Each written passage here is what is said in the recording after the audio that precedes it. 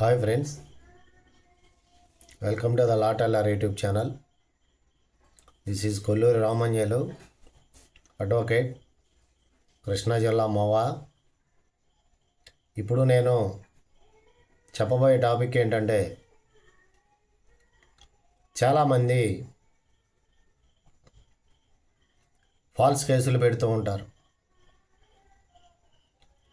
Police వాళ్ళని influence చేసో లేదంటే పొలిటికల్గా ప్రాబల్యం ఉండో పొలిటికల్ ఇన్ఫ్లుయెన్స్ చేసో కొంతమంది అమాయకుల పైన ఎటువంటి నేరం చేయకపోయినా కావాలనే కక్ష సాధింపు చర్యగా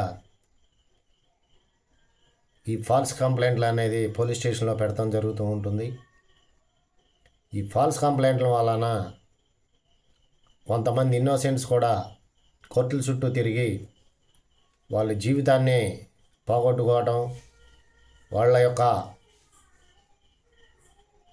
జీవితంలో భాగమంతా కోర్టుల చుట్టూ తిరుగుతూ అకారణంగా అన్యాయంగా కేసులు ఎరిగేయటం వలన కొంతమంది జీవితాలను కోల్పోవటం అనేది చాలా వరకు చూస్తున్నాం. దీనిలో భాగంగా పోలీస్ స్టేషన్లో ఎవరైతే ఫాల్స్ కంప్లైంట్లు ఇస్తారో, ఫాల్స్గా సాక్షులను పెట్టి ఎవరైతే ఫాల్స్ కంప్లైంట్లు ఇస్తారో వారి మీద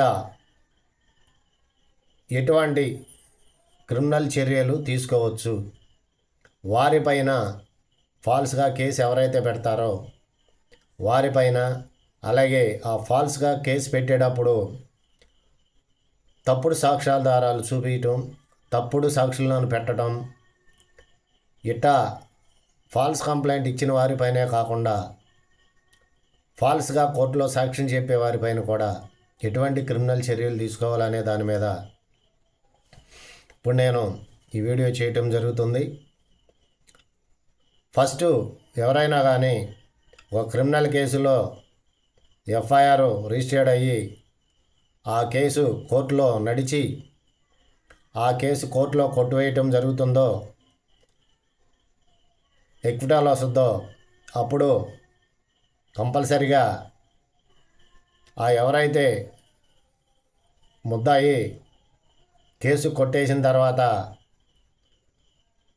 అతనిపై ఎవరైతే కంప్లైనెంట్ కేసు పెట్టి ఎంతకాలం కోర్టు చుట్టూ తిప్పాడో అతని పైన క్రిమినల్గా కేసు అనేది ఫైల్ చేయవచ్చు. ఆ తప్పుడు సాక్ష్యం చెప్పిన వారిపైన కూడా కేసు అనేది పెట్టవచ్చు, వాళ్ళ జీవితాన్ని లాస్ పోయినందుకు. అలా చేయాలంటే ముందు ఏం చేయాలంటే, మీరు ఫస్ట్ ఏ కేసులు అయితే మీరు గెలిచారో క్రిమినల్ కేసులో మీపై కేసు ఎవరైతే పోలీస్ స్టేషన్లో కేసు పెట్టి కోర్టుకు వచ్చి కేసు కొట్టేపించుకుంటారో ముద్దాయిలు, వాళ్ళు ఫస్ట్ వాళ్ళ కేసు కొట్టేసిన జడ్జిమెంట్ కాపీ తీసుకోవాలి ఫ్రెండ్స్. ఆ జడ్జిమెంట్ కాపీ తీసుకుని ఆ జడ్జిమెంట్ కాపీలో జడ్జిమెంట్లో ఉంటుంది ఈ కేసు ఎందుకు కొట్టేశారు అనేది గ్రౌండ్స్ ఉంటాయి. ఆ కేసును కొట్టేటకు గల కారణాలు ఏంటి అనేది కూడా జడ్జి గారు మెన్షన్ చేస్తారు. వాటిలో మెయిన్ ఆ జడ్జిమెంట్లో ఫాల్స్ కంప్లైంట్ అని కానీ అండర్లైన్ చేసిన, రెండోది నిష్కపటంగా అనేది ఒకటి ఆ జడ్జిమెంట్లో మెన్షన్ చేసిన, అలాగే మూడవది మ్యాలీషియోస్ అని, వీటి కారణంగా కేసు కొట్టివేయటం జరిగిందని చెప్పేసి ఈ పదాలు ఎప్పుడైతే ఆ జడ్జిమెంట్లో ఉంటాయో ఈ పదాలు, అప్పుడు మనం పోలీస్ స్టేషన్లో కౌంటర్ కంప్లైంట్ అనేది మన మీద కేసు పెట్టినప్పుడు వ్యక్తిపై, అలాగే మనపై కోర్టులో తప్పుడు సాక్ష్యం చెప్పిన సాక్షులపై కూడా అదే కేసులో కౌంటర్ కంప్లైంట్ అనేది పోలీస్ స్టేషన్లో మనం ఇవ్వచ్చు. కేసు మనం కొట్టివేసుకున్న తర్వాత ఈ కౌంటర్ కంప్లైంట్ అనేది ఇవ్వడానికి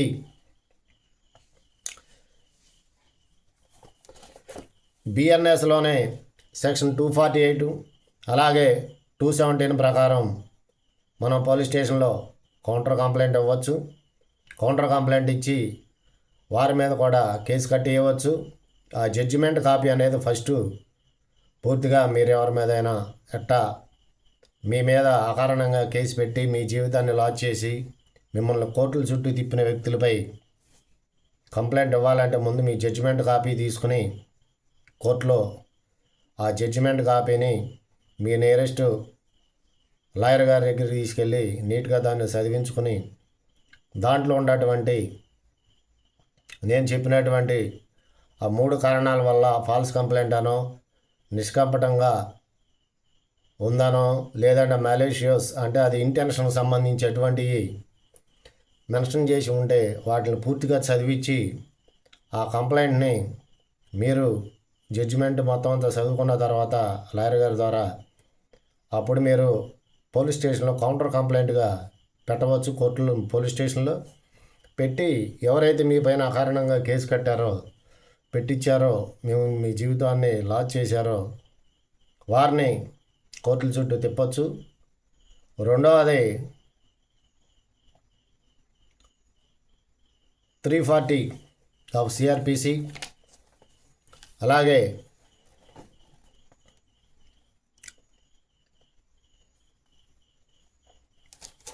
379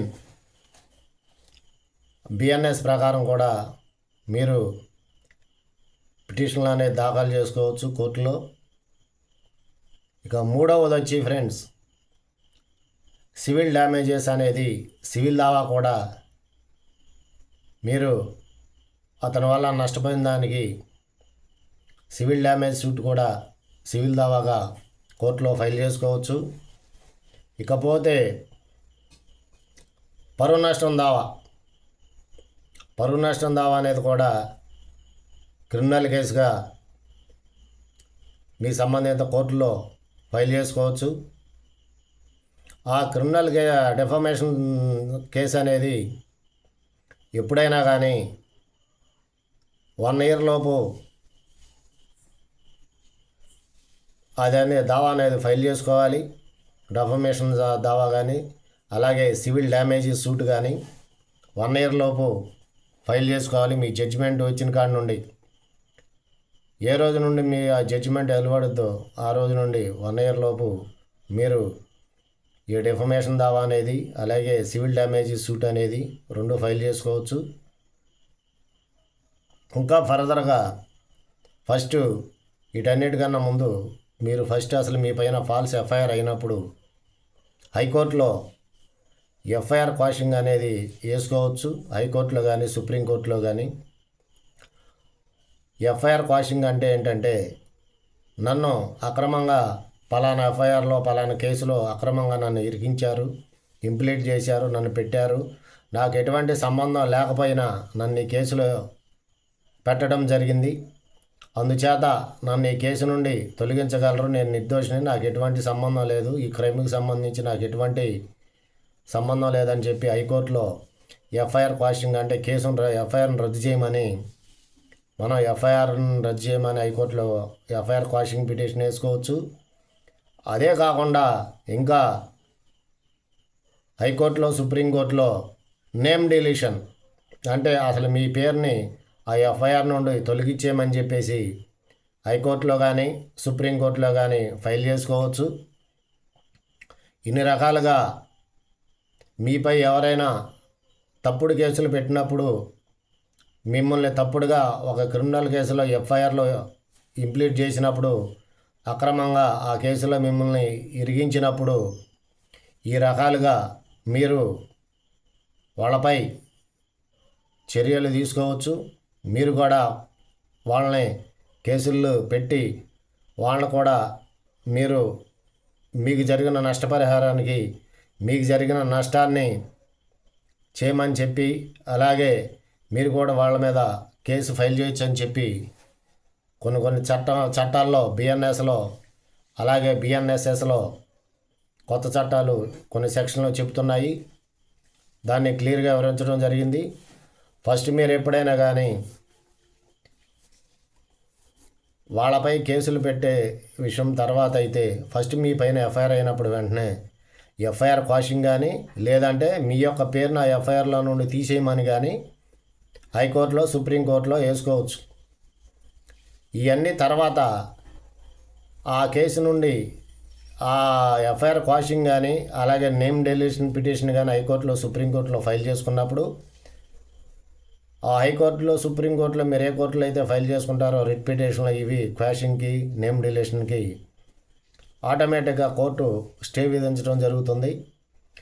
ఈ పిటిషన్ తేలే వరకు ఆ కింది కోర్టులో కేసుని ట్రయల్ ఆపమని చెప్పేసి లోయర్ కోర్టుకి హైకోర్టు సుప్రీంకోర్టులో మీరు రిట్ పిటిషన్ ఫైల్ చేసుకున్నప్పుడు ఎఫ్ఐఆర్ క్వాషింగ్ కానీ నేమ్ డిలేషన్ కానీ కింద కోర్టులకి హైకోర్టులో ఆర్డర్ ఇవ్వడం జరుగుతుంది.